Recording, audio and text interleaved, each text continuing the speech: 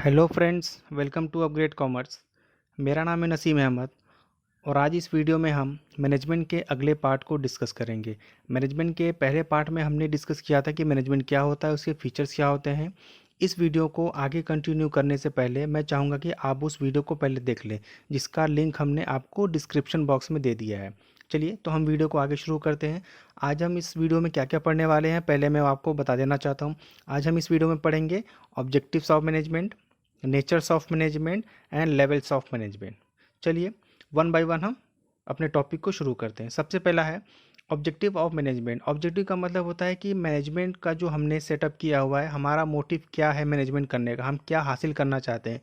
वैसे तो हर ऑर्गेनाइजेशन का जो मेन मोटिव होता है प्रॉफिट अर्न करना, लेकिन सिर्फ प्रॉफिट अर्न कर लेना ही बिजनेस को सक्सेसफुल नहीं बनाता है। उसके अलावा बहुत सारी चीज़ें होती हैं जो बिजनेस के लिए बहुत ज़्यादा मायने रखती हैं। तो आइए उसी बेस पे मैनेजमेंट को 3 भागों में डिवाइड किया गया है। सबसे पहला है organisational objective, then social objective and then personal objective. चलिए शुरू करते हैं वन बाय वन। सबसे पहला है ऑर्गेनाइजेशनल ऑब्जेक्टिव। एक ऑर्गेनाइजेशन के लिए कौन कौन सी मेन ऑब्जेक्टिव होती है, हम आज इसमें डिस्कस करेंगे। वैसे माना जाता है कि सिर्फ प्रॉफिट अर्न कर लेना, मैक्सिमम प्रॉफिट अर्न कर लेना बिजनेस का एक मेन मोटिव होता है। ये काफ़ी हद तक सही नहीं है। इसके अलावा बहुत सारी ऐसी चीज़ें हैं जो भी बिजनेस के लिए ज़रूरी हैं। सबसे पहला है सर्वाइवल। सर्वाइवल का मतलब होता है कि आप कितनी देर तक मार्केट में सर्वाइव कर पाते हैं। अगर आपका बिजनेस बहुत अच्छा चल रहा है, और अच्छा तभी आपका बिजनेस चलेगा जब तक आप अपने कॉस्ट को रिकवर कर लेंगे। जब तक आप अपने कॉस्ट को रिकवर नहीं कर पाएंगे, आप ज़्यादा देर तक मार्केट में नहीं रह सकते हैं। तो आपके लिए बहुत ज़रूरी है कि जितना आप एक प्रोडक्ट को मैन्युफैक्चर करने में कॉस्ट लगा रहे हैं, एटलीस्ट उतना आपको सेल करने पे आ जाए। इसका मतलब अगर आपको प्रॉफिट नहीं हो रहा है तो लॉस भी ना हो। कुछ समय जाने के बाद आपको प्रॉफिट होना शुरू हो सकता है। ठीक है, ये होता है survival. Next point is profit. Profit हम सभी जानते हैं, प्रॉफिट एक बिजनेस के लिए बहुत ज़्यादा ज़रूरी होता है। अगर कोई बिजनेस प्रॉफिट अर्न नहीं करेगा तो वो ज़्यादा देर तक अपने बिजनेस को मार्केट में एग्जिस्ट नहीं होने दे सकता। क्योंकि अगर हमें कंटिन्यू लॉस होता रहेगा तो हम फिर ऑटोमेटिक मार्केट को छोड़ के बाहर निकल जाएंगे। प्रॉफिट हमारे लिए बहुत ज़्यादा ज़रूरी है। प्रॉफिट से हम मार्केट में सर्वाइव कर पाते हैं, अपने बिजनेस को ग्रोथ कर पाते हैं, अपने बिजनेस को एक्सपेंड कर पाते हैं। और प्रॉफिट हमारे बिजनेस के लिए एक तरह से रिवॉर्ड होता है, उपहार होता है, जिसकी हेल्प से हम अपने रिस्क को बियर कर सकते हैं, फ्यूचर में आने वाली अनसर्टेनिटीज़ को मिनिमाइज कर सकते हैं। Next point is growth. Growth का मतलब होता है कि अपने बिजनेस को एक्सपेंड करना। एक बिजनेस के लिए बहुत ज़्यादा ज़रूरी कि वो अपने बिजनेस को एक्सपेंड करे और ग्रो करे। और एक बिजनेस के सक्सेस को उसकी ग्रोथ रेट से ही जाना जा सकता है। वो ग्रोथ रेट कौन कौन सी चीज़ें हैं, या हम यूँ कहें कि कौन कौन सी बेस पे हम कह सकते हैं कि हमारा बिजनेस ग्रो कर रहा है। जैसे एग्जांपल लें कि हमारे बिजनेस का सेल पहले से बढ़ता जा रहा है, इंक्रीज होता जा रहा है, तो हम कह सकते हैं कि हमारा बिजनेस ग्रो कर रहा है। या हमने अपने बिजनेस के बहुत सारे और ब्रांचेस ओपन कर दिए हैं, लॉन्च कर दिए हैं। ठीक है, या हम यूँ कहें कि हम अपने बहुत सारे प्रोडक्ट बनाने लगे। पहले हम एक प्रोडक्ट पे काम कर सकते थे, अब हमारे एक से ज़्यादा प्रोडक्ट मार्केट में बिक रहे हैं। या हम यूँ कहें कि हमारे यहाँ पे बहुत ज़्यादा एम्प्लॉय काम करते हैं। तो ये सारे एक इंडिकेशन है जो इशारा करते हैं कि आपका बिजनेस ग्रो कर रहा है। Next is social objective. Organisational objective के साथ साथ सोशल ऑब्जेक्टिव को भी पूरा करना हमारे लिए बहुत ज़्यादा ज़रूरी होता है। ओवरऑल हम एक सोसाइटी के ही एक पार्ट हैं। ऑर्गेनाइजेशन जो हमारा बिजनेस है वो एक सोसाइटी के लिए होता है, सोसाइटी के बीच में होता है। तो हमारे लिए भी बहुत सारी रिस्पॉन्सिबिलिटीज़ बनती है कि हम अपने सोसाइटीज़ के लिए कुछ करें। क्योंकि हम अपने बिजनेस को ग्रो करने के लिए, बिजनेस को रन करने के लिए हम उसी सोसाइटीज़ के रिसोर्सेज को इस्तेमाल करते हैं। तो बहुत सारे ऑब्जेक्टिव हैं जिनको हमें पूरा करना ज़रूरी होता है, जिसमें सबसे पहला है supply of quality goods at reasonable price. हमें चाहिए कि हम अच्छे क्वालिटी के प्रोडक्ट अपने कस्टमर के बीच में सप्लाई करें एट रीज़नेबल प्राइस। हमारा प्राइस बहुत ज़्यादा नहीं होना चाहिए। ठीक है, अगला next point is financial support to community. इसका मतलब होता है कि हमें अपने कम्युनिटी को फाइनेंशियल सपोर्ट करना चाहिए, स्पेशली वो जो काफ़ी वीकर सेक्शन से बिलोंग करते हैं। Next is generation of employment opportunity. हमें बिजनेस के थ्रू रोजगार को पैदा करना चाहिए, रोजगार के मौके लोगों को देने चाहिए। ये भी एक सामाजिक सेवा है। Next point is generation of economic wealth. इसका मतलब होता है कि हमें अपने नेशन के लिए वेल्थ को भी जनरेट करना चाहिए ताकि हमारा नेशन भी ग्रो कर सके। Next is use eco friendly method of production. हमें जो भी, अगर हमें कोई भी मैन्युफैक्चरिंग सेक्टर है, हम कोई भी गुड्स मैन्युफैक्चर करते हैं, तो हमें चाहिए कि हम इको फ्रेंडली मेथड को इस्तेमाल करें ताकि हमारा जो वातावरण है वो कम से कम दूषित हो। हमारे वातावरण के दूषित होने से हमारे सोसाइटी में बहुत बड़ा इम्पैक्ट पड़ सकता है, निगेटिव इम्पैक्ट पड़ सकता है। अगला है providing employment opportunity to weaker section of the society. हमें चाहिए कि जो हमारे सोसाइटी के वीकर सेक्शन है, हमें हमें उनको नौकरी का मौका देना चाहिए। उनके स्किल के हिसाब से, उनके क्वालिफिकेशन के हिसाब से, उनके एक्सपीरियंस के हिसाब से हमें उन्हें जॉब प्रोवाइड करनी चाहिए। Next is organising educational, health and vocational training programmes.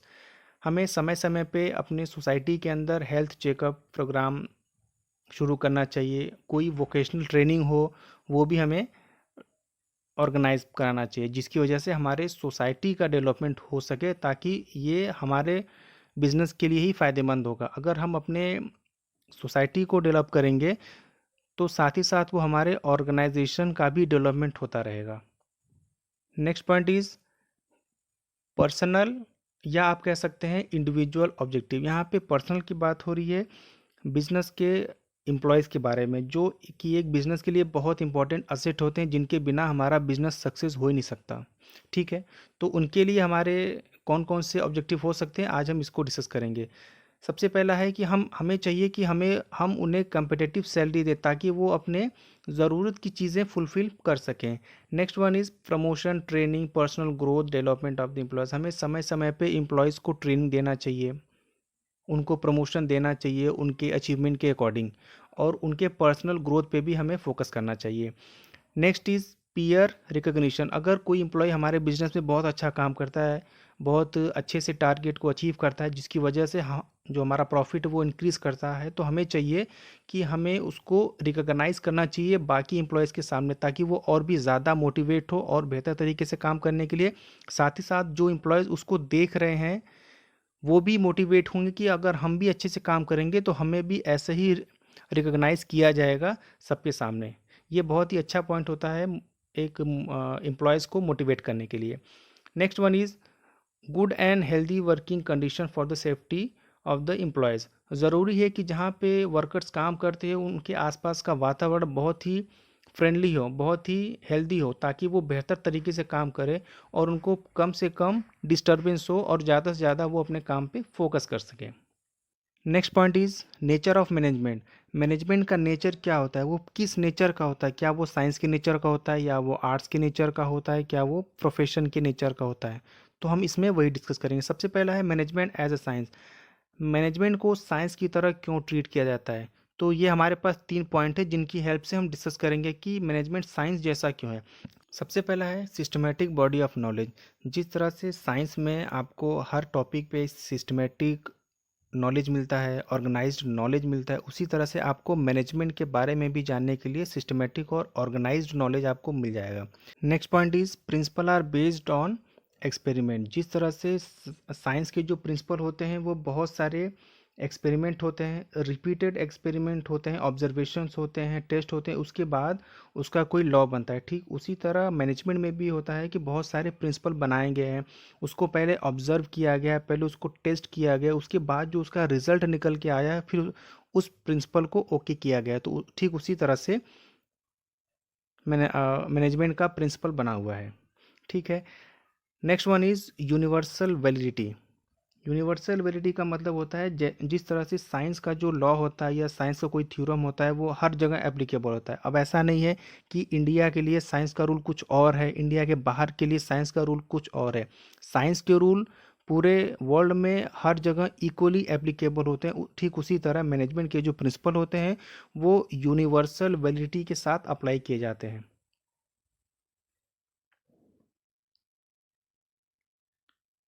Next one is management as art. Management को आर्ट भी कहा जाता है। कौन सी बेस पे, ये वो 3 पॉइंट आपको दिए गए हैं। सबसे पहला है सिस्टमेटिक बॉडी ऑफ नॉलेज। जिस तरह से आर्ट में बहुत सारे बॉडी बनाए गए हैं नॉलेज के लिए। हम बहुत सारे हिस्ट्रीज पढ़ते हैं, बहुत सारे ज्योग्राफी पढ़ते हैं, जिनकी वजह से हमें पता चलता है कि आर्ट क्या है, कैसे होता है। ठीक उसी तरह से मैनेजमेंट भी एक आर्ट है, उसके लिए भी बहुत सारे सिस्टमेटिक और ऑर्गेनाइज्ड बॉडी ऑफ नॉलेज बनाए गए हैं जो हमें मैनेजीरियल एक्टिविटीज़ में काफ़ी हेल्प करता है। Next one is personalised application. Personalised application एक बहुत इंपॉर्टेंट टर्म है। इसका मतलब ये होता है कि जैसे मैनेजमेंट एक आर्ट है, मैनेजमेंट को हम अपने अकॉर्डिंग उसमें चेंजेस ला सकते हैं, अपने आइडियाज़ इंक्लूड कर सकते हैं, हम उसमें मॉडिफिकेशन कर सकते हैं। ठीक है। Next is based on practice and creativity. जिस तरह से आर्ट क्या होता है कि आर्ट में हमें बहुत ज़्यादा प्रैक्टिस करने की ज़रूरत पड़ती है ताकि हम ज़्यादा से ज़्यादा फाइन और परफेक्ट हो सके। बिना प्रैक्टिस के कोई भी आर्टिस्ट परफेक्ट नहीं बन सकता। ठीक उसी तरह मैनेजमेंट करना भी एक तरह का आर्ट है। हम मैनेजमेंट के रूल्स को, मैनेजमेंट के प्रिंसिपल को बार बार हम अप्लाई करते हैं अपने ऑर्गेनाइजेशन में, हम उसको ऑब्ज़र्व करते हैं ताकि एक समय के बाद वो जो मैनेजमेंट का जो फंक्शन है वो परफेक्ट नज़र आए। Next point is management as a profession. Management को प्रोफेशन भी कहा जाता है। प्रोफेशन का क्या मतलब होता है? प्रोफेशन का मतलब होता है किसी ऑक्यूपेशन के बारे में आपको एक्सपर्ट नॉलेज हो, आपके पास उसके लिए एक्सपर्ट ट्रेनिंग हो। तो मैनेजमेंट को प्रोफेशन क्यों कहा गया, हम ये इन पॉइंट की हेल्प से हम उसमें डिस्कस करेंगे। इसमें सबसे पहला पॉइंट है well defined body of knowledge. जिस तरीके से किसी भी प्रोफेशन में आपको एक एक्सपर्ट नॉलेज होना ज़रूरी होता है, स्पेशलाइज्ड नॉलेज होना ज़रूरी होता है, ठीक उसी तरह मैनेजमेंट के लिए भी आपको एक सेपरेट एक्सपर्ट बॉडी बनाया गया है जिसमें आपको स्पेशलाइज्ड नॉलेज मिलता है, सिस्टमेटिक नॉलेज मिलता है, ताकि हम मैनेजमेंट को प्रोफेशन से कंपेयर कर पाएँ। Next one is entry is restricted, जिसमें कोई भी आसानी से एंट्री नहीं ले सकता। अगर हम मान लेते हैं, अगर हम यहाँ पे एलएलबी का एग्जांपल लेते हैं कि अगर आपको लॉयर बनना है तो लॉयर बनने के लिए आपको एलएलबी का एग्ज़ाम पास करना पड़ेगा, तभी आप एक लॉयर कह पाएंगे। ठीक उसी तरह से मैनेजमेंट के लिए भी आपको एमबीए का एग्ज़ाम क्वालिफाई करना पड़ेगा, तभी आप एक बेहतर मैनेजर बन सकते। वैसे यहाँ पे मैनेजर बनने के लिए बहुत मैंडेटरी नहीं किया गया है, लेकिन जो मैक्सिमम फर्म्स होते हैं, मैक्सिमम ऑर्गेनाइजेशन होते हैं, वो यही प्रिफर करते हैं कि जिस बंदे ने एमबीए किया हुआ है हम उसी को एज अ मैनेजर अपॉइंट करेंगे। Next one is presence of professional association. इसका मतलब होता है कि किसी भी प्रोफेशन का एक सेपरेट एसोसिएशन होता है जिसके थ्रू आप रजिस्टर्ड करा के एक प्रोफेशनल कहलाते हैं। अगर जैसे हम एग्जांपल लें डॉक्टर के, तो डॉक्टर के पास एक डिग्री होती है जहाँ जिससे वो मेडिकल काउंसिल ऑफ इंडिया से वो रजिस्टर कराता है। अगर हम एलएलबी की बात करते हैं लॉयर की, तो लॉयर के पास बार काउंसिल ऑफ इंडिया से रजिस्टर्ड होते हैं वो। ठीक है।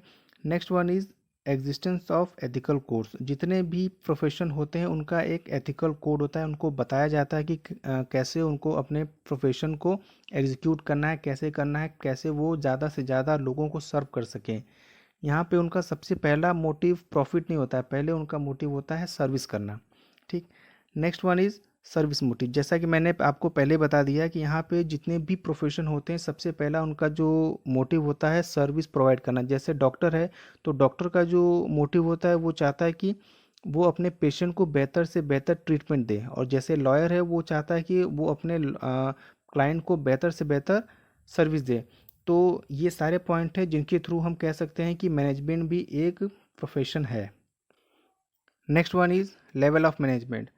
मैनेजमेंट में जैसे अगर पहले वाली वीडियो को देखा होगा तो हमने उसके फीचर में पढ़ा था कि मैनेजमेंट क्या होता है कि ग्रुप एक्टिविटी होता है, उसमें बहुत सारे लोग काम करते हैं।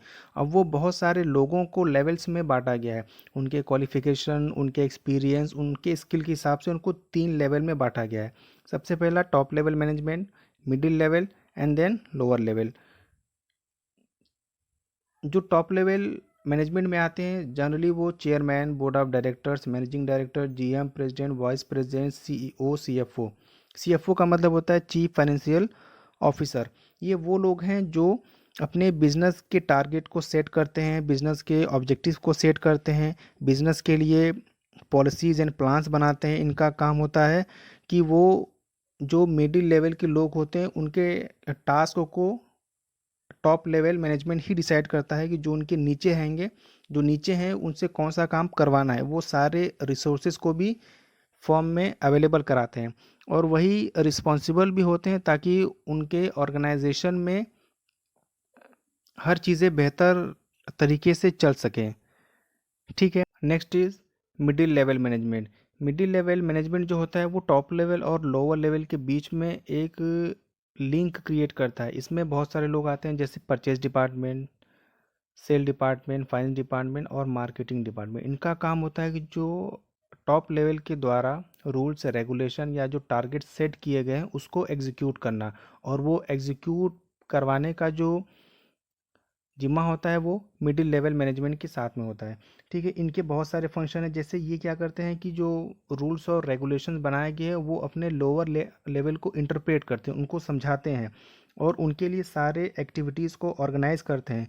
और इनके डिपार्टमेंट में अगर रिक्रूटमेंट की ज़रूरत होती है तो ये रिस्पॉन्सिबल होते हैं कि इनके डिपार्टमेंट में कितने लोग चाहिए, कौन कौन से पोस्ट पे चाहिए, उनकी क्या क्वालिफिकेशन, क्या स्किल होनी चाहिए, ये खुद ऑर्गेनाइज करते हैं। ये लोगों को मोटिवेट भी करते हैं ताकि वो बेहतर से बेहतर तरीके से काम कर पाएँ। Next one is super level management. इनका जो टास्क होता है, जो टॉप लेवल मैनेजमेंट के द्वारा टारगेट को सेट किए हैं उसको ये अचीव करते हैं। इसके अंदर आते हैं supervisor, superintendent, foreman, clerk etcetera. इनके पास अथॉरिटी बहुत ही लिमिटेड होती है। इनके बहुत सारे फंक्शन हैं। जैसे अगर इनके वर्कर जो होते हैं, अगर उनके बीच में कोई प्रॉब्लम, कोई ग्रीवांसेस हो गया है तो ये मिडिल लेवल तक या टॉप लेवल तक पहुंचाते हैं ताकि उनके प्रॉब्लम को सॉल्व किया जा सके वहाँ पे। और इनका ये भी काम होता है कि जहाँ पे वर्कर्स काम करते हैं उनके बीच में एक अच्छा रिलेशन क्रिएट करें, वर्किंग कंडीशन को बेहतर बनाए, सेफ्टी का भी ध्यान रखें और जो प्रोडक्शन हो रहा है उसकी क्वालिटी पे भी ये ध्यान रखते हैं।